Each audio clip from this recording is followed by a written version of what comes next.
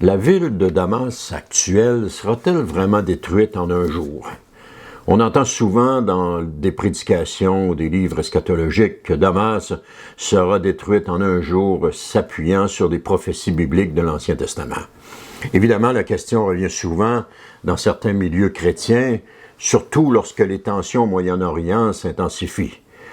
Le dispensationalisme affirme que la ville actuelle de Damas serait destinée à être détruite soudainement en un jour en s'appuyant principalement sur Ésaïe chapitre 17 et Jérémie chapitre 49. Pourtant, une lecture attentive des Écritures montre que ces prophéties doivent être comprises dans leur contexte historique, prophétique et biblique, et qu'elles ne parlent pas directement de la ville moderne de Damas, et comme si elles annonçaient un événement géopolitique contemporain. Lorsqu'on lit les prophètes, il faut éviter de prendre un oracle ancien et de l'appliquer automatiquement à l'actualité moderne sans tenir compte du contexte original. C'est un principe de base qui se doit d'être respecté. Les prophètes parlaient à des peuples réels dans des situations historiques précises avec des enjeux immédiats, tout en employant un langage souvent imagé, solennel et intensifié par le style prophétique. On retrouve ça dans Ésaïe chapitre 1 verset 1 et dans Jérémie chapitre 1 verset 10.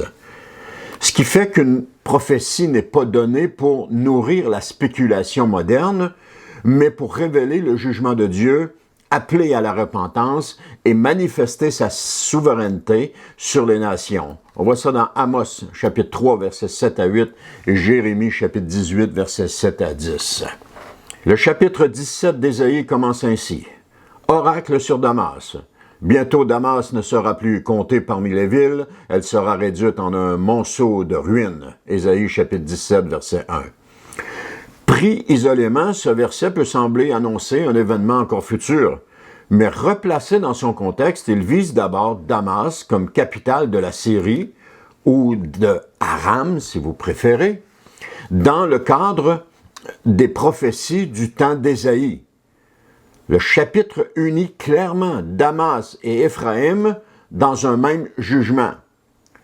Donc, si on dit que Damas va être détruite en un jour, dans des temps actuels, faudrait pour cela que Éphraïm reprenne naissance. Mais Éphraïm n'a pas repris naissance.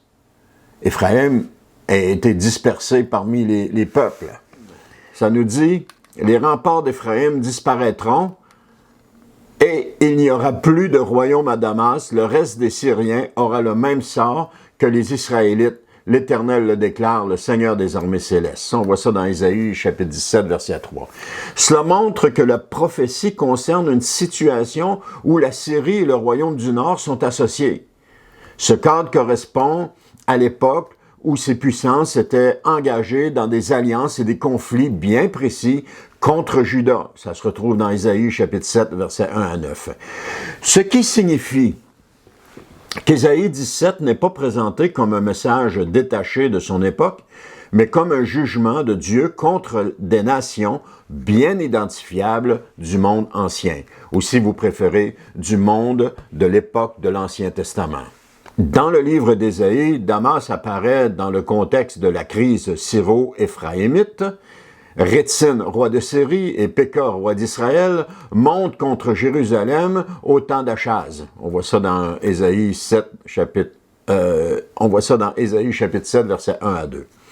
Dieu annonce alors que cette coalition ne subsistera pas. Ésaïe 7, versets 7 à 9. Or, le récit historique montre ensuite que le roi d'Assyrie frappa Damas, s'en empara, déporta ses habitants et fit mourir son roi. On voit ça dans 2 Rois, chapitre 16, verset 9. Ce point est capital. La Bible elle-même relie le jugement sur Damas à un contexte historique ancien. Cela ne laisse pas le lecteur sans repère. Ce qui fait que l'oracle d'Ésaïe n'est pas suspendu dans le vide jusqu'au 21e siècle. Il s'inscrit dans les interventions de Dieu contre les royaumes de cette époque. Le dispensationalisme cite Ésaïe, chapitre 17, verset 14, pour soutenir l'idée d'une destruction de Damas en une nuit ou en un jour. Ça nous dit dans le passage, « Au soir encore, c'est l'épouvante, mais avant le matin, ils ont tous disparu. » Toutefois, il est important de lire la phrase dans son ensemble. Le texte parle de la fin soudaine des ennemis que Dieu juge dans le cadre de l'oracle entier, qui se retrouve dans Ésaïe chapitre 17, versets 12 à 14.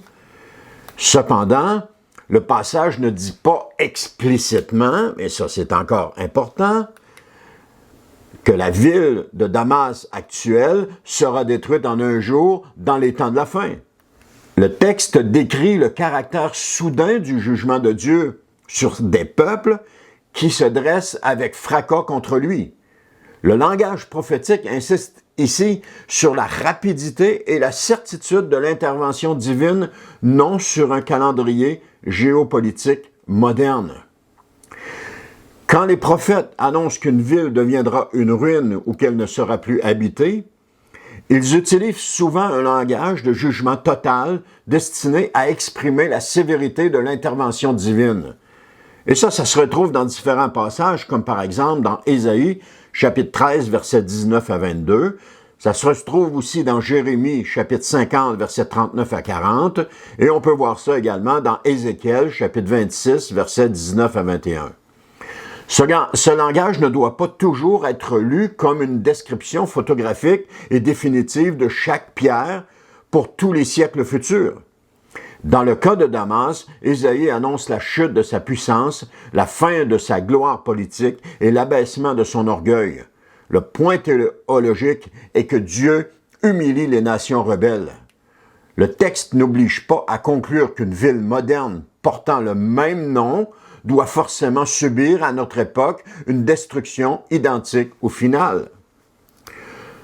Maintenant, le second passage souvent évoqué est Jérémie chapitre 49, versets 23 à 27. Soit dit en passant, il y a 100 ans qui séparent Jérémie et Ésaïe. Maintenant, dans Jérémie 49, 23 à 27, on y lit une parole qui dit « Prophétie sur Damas », avec les mentions dans cette parole de Hamath et d'Arpad, ville de la Syrie ancienne. On voit ça dans Jérémie 49, 23.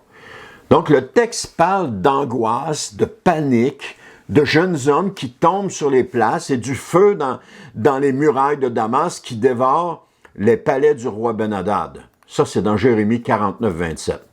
Et ce détail est extrêmement important. La mention du palais de Ben-Hadad situe clairement la prophétie dans le cadre des dynasties araméennes anciennes. Jérémie ne parle pas ou ne fait pas allusion d'une capitale moderne dans un contexte contemporain, qui est le nôtre, mais il parle plutôt de la Damas historique liée au royaume syrien de l'Ancien Testament. Là encore, le texte est enraciné dans l'histoire ancienne du Proche-Orient biblique. Jérémie, chapitre 46 à chapitre 51, contient une longue série de prophéties contre les nations précises. L'Égypte, les Philistins, Moab, Ammon, Édom, Damas, Kédar, Élam et Babylone. Ça, on trouve ça dans Jérémie, chapitre 46, verset 1, 47, verset 1, 48, verset 1, etc. Donc, et la question que je pourrais poser à ce moment-ci, c'est est-ce que si la prophétie de Jérémie s'appliquait à la Damas aujourd'hui, s'applique-t-elle aussi à l'Égypte aujourd'hui? Pourquoi est-ce qu'on n'a pas fait le lien entre les deux lorsqu'on en a parlé? Honnêtement, cette structure montre que Jérémie prononce des jugements sur les peuples voisins d'Israël dans le cadre de l'histoire de son temps. Il ne s'agit évidemment pas d'un code secret destiné d'abord aux lecteurs modernes, mais d'une proclamation du règne de Dieu sur les nations de l'époque. La prophétie sur Damas doit donc être comprise comme faisant partie de cet ensemble cohérent. Contrairement à ce qu'on entend souvent de la part des dispensationalistes, Jérémie 49 ne dit pas que la ville actuelle de Damas sera détruite en un jour. Le texte parle d'effroi, de fuite, impossible, de jugement militaire et d'incendie. Mais il ne formule pas cette annonce moderne souvent répétée. Prenons un exemple d'une prophétie qui a été faite et qui s'annonçait à une autre époque, mais c'était explicitement mentionné. Il s'agit de la prophétie d'Ésaïe concernant Cyrus et la libération du peuple d'Israël. Quelques 200 ans auparavant, Jérémie a prophétisé qu'un roi qui viendrait, qui s'appellerait Cyrus, serait celui qui permettrait le départ des Juifs de l'exil de Babylone pour revenir en Israël. Ça, c'est une prophétie explicite qui peut être transposée dans le temps par rapport à Ésaïe. Et c'est d'ailleurs cette prophétie d'Ésaïe et l'autre de Jérémie qui était moins explicite, mais qui parlait du retour des Juifs. C'est d'ailleurs sur ces prophéties que Daniel s'est appuyé concernant le retour des Juifs en Israël. Donc, c'était explicite. Il est donc inexact d'utiliser Jérémie 49 comme une preuve directe d'un événement contemporain, précis, qui doit encore arriver à la ville actuelle de Damas. Cette prophétie s'est déjà réalisée et ne doit en aucun temps être projetée dans le futur. Maintenant, plusieurs raisons bibliques conduisent à cette conclusion. Premièrement, les deux prophéties sont insérées dans des contextes historiques identifiables de l'Ancien Testament. Et deuxièmement, elles visent la Damas des royaumes araméens anciens et non une entité politique moderne apparue dans un tout autre cadre historique. Troisièmement, Jérémie mentionne explicitement Hamath, Arpad et Ben-Hadad, ce qui ancre sa prophétie dans le monde syrien antique. Quatrièmement, Ésaïe 17 relie Damas au royaume d'Éphraïm, ce qui confirme un contexte ancien bien particulier. Cinquièmement, ni Ésaïe ni Jérémie n'autorisent par eux-mêmes une transposition automatique vers la géopolitique actuelle. Le cœur de ces textes n'est pas de satisfaire la curiosité prophétique moderne, mais de proclamer que Dieu gouverne l'histoire, abaisse l'orgueil des nations et juge ce qui s'élève contre lui. Le but spirituel est d'appeler les hommes à reconnaître la souveraineté de Dieu, parce que Ésaïe montre aussi qu'au milieu du jugement, l'homme est appelé à tourner les regards vers son Créateur. Lorsqu'il dit « En ce jour-là, l'homme se tournera vers celui qui l'a fait et ses yeux se dirigeront vers le Saint d'Israël. » Ésaïe 17, 7. Voilà le centre du message. Le jugement n'est jamais une fin en soi, il sert à ramener les cœurs à Dieu. Il faut donc éviter deux erreurs. La première serait de nier le jugement réel annoncé par les prophètes. Dieu a bien parlé contre Damas et ses paroles ne tombent jamais à terre. La seconde serait de forcer ces textes à parler directement de la ville actuelle de Damas, comme s'ils annonçaient obligatoirement un scénario militaire moderne. Une telle lecture dépasse ce que disent réellement les Écritures. En conclusion, les prophéties d'Ésaïe 17 et de Jérémie 49 ne concernent pas directement la ville actuelle de Damas dans un sens géopolitique moderne. Elles s'adressent d'abord à la Damas ancienne dans le contexte des royaumes araméens et des jugements que Dieu a prononcés sur les nations du Proche-Orient antique. Ésaïe souligne la chute soudaine de la puissance ennemie, et Jérémie, pour sa part, annonce un jugement contre la Damas historique liée à Hamath, Arpad et Ben-Hadad. Rien dans ces passages ne permet de conclure que la ville moderne de Damas doit encore être détruite en un jour et de notre temps.